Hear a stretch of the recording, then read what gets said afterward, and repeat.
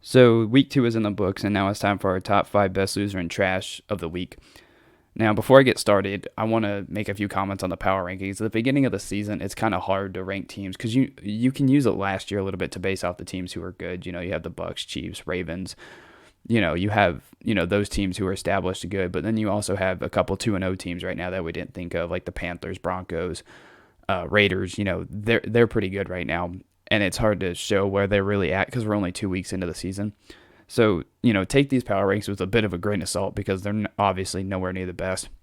And, it's give it about 5, 6, 7 weeks, give it till about Halloween, and then we'll definitely know who the top teams are in the NFL. Just we have to give it a few weeks because making power rankings at the beginning of the season is hard because you want to base it off of last year. But at the same time, a lot of these teams has changed. I think there's at least 12 new quarterbacks at different teams this year, so it's really hard to just base it off of right now. So you have to give it 5-6 weeks before we can really get into it. So let's get into our top 5. Last week's top 5: Rams were number 1, Chiefs were number 2, Bucks were number 3, Seahawks were number 4, and Cardinals were number 5. Now for this week on the top 5, coming in at number 5, we have the 49ers. They're a tough team. I think they're going to be very hard to beat this season. Their defense, at least their front's really good. And I mean, I don't know what to think of their secondary and their back end on their defense. They did give up quite a bit to the Lions, but the Lions are also desperate. They played the Eagles very, very tough. I mean, the Eagles couldn't really get anything going. The Eagles had one big play that entire game. Their offensive line is pretty good, only giving up 1 sack. So imagine if Trey Lance was in there. He was more mobile than Jimmy Garoppolo. So I mean, if they're only giving up 1 sack and they eventually start Trey Lance, it's going to be a really fun offense to watch, and I think they're going to be very good. Coming in at number 4, we have the Chiefs. They dropped a spot because their defense is ferocious. It's hard to put it. I mean, they're in the top 5 mainly for their offense. It's really hard for a team like the Chiefs to continue to play bad defense like that and rely only on Mahomes because their run defense got eaten up by the Browns and Ravens in weeks 1 and 2. But, I mean, their offense is good, very good. I mean, they did have 2 really bad turnovers by Mahomes and Allaire during that game, but I think they'll get their stuff together. They're definitely not going to drop out of the top 5 after that loss because they did have a 10-point lead going into the fourth quarter. So, I mean, if they can tighten up that defense a little bit, play a little bit better run defense, that'll help out the pass game a little bit, and then it'll help their defense all around. I mean, it is only week 2, so I don't want to overreact and drop them too low, but Chiefs coming at number 4. Number 3, making a huge leap into the top 5, you have the Ravens. Their run game is hard to stop. I mean, even the Raiders won in week 1, but they couldn't stop the run, and the Chiefs couldn't stop their run, and their run offense is amazing.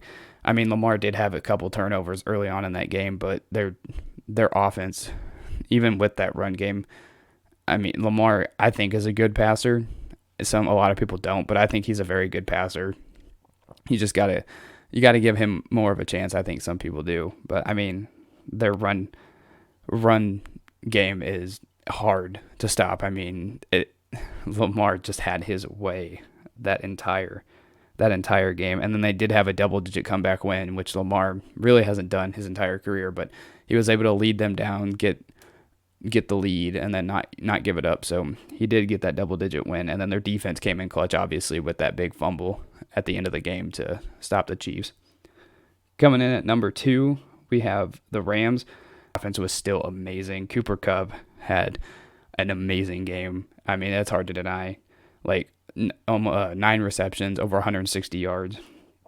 I mean, their defense, I think, is really good. Those questionable calls by the Colts obviously makes their defense look better, but I mean, they got their stops in the red zone like they needed to. And then the only kicker I would give the Rams this week is their really bad special teams play.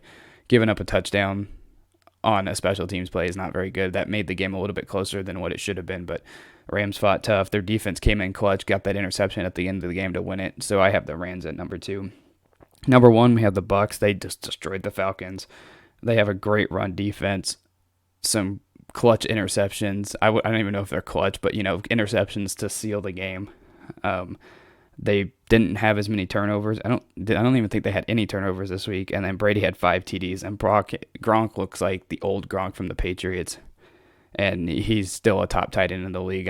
You can throw last year out. He's still a top tight end in the NFL. So I have the Bucks number one. Now to the best loser of the week, I have the Seahawks. I mean, it was a pretty big collapse, I will say, given up they had a 14-point lead or so going into the fourth quarter and then got outscored by 17 to lose the game. But still, I mean, you got to give Russ credit. I mean, it is the beginning of the season. He's always good at the beginning of the season, but that was really, really good offensive play by the Seahawks. And even the first half, they only gave up like 9 points in the first half. So the Seahawks are really good. And, it was a tough loss, but when you have Derrick Henry just going off in the second half, it's going to be hard to beat the Titans when you have a guy like Derrick Henry running all over a team like that. So the Seahawks are the best loser of the week. The trash of the week is the Chiefs' run defense. I don't know how many. I'm going to beat the horse till it's dead. This defense is bad. The run defense in particular. They could not stop the Ravens to save their lives. The only reason why their defensive stats look even better is because they decided to take the ball and the Ravens decided to throw the ball when, they should have just kept running the ball, which, once they realized that, they ran the ball a lot more. And I mean, it was bad. I mean, this defense is literally being carried by the offense, and that's not a winning formula. It's really not. I mean, 2018 was like an exception to that rule for the Chiefs, but that run defense was pathetic and terrible. And I think it'll get better, but it was awful. Now to the players of the week. I have quite a few honorable mentions because it was really hard for me to pick just one. So the honorable mentions are, Lamar Jackson with the big game, Aaron Jones with the big game, Daniel Jones, even could be considered a player of the week. He had a really good game. Kyler Murray, a 400-yard passing game against the Vikings, and then Cooper Kupp, who had a field day with the Colts defense. But my actual player of the week is Derrick Henry. He lit a fire in the second half against the Seahawks. He had 41 total touches, 237 total yards, and 3 touchdowns. I mean, if the Titans play like this, get Julio Jones in there, you have A.J. Brown, if they start playing like this and then their defense doesn't give up many points in the second half, it's going to be very, very hard to beat the Titans. I think week 1 was just a bit of a kicker for them, but, Derrick Henry, Derrick Henry is amazing.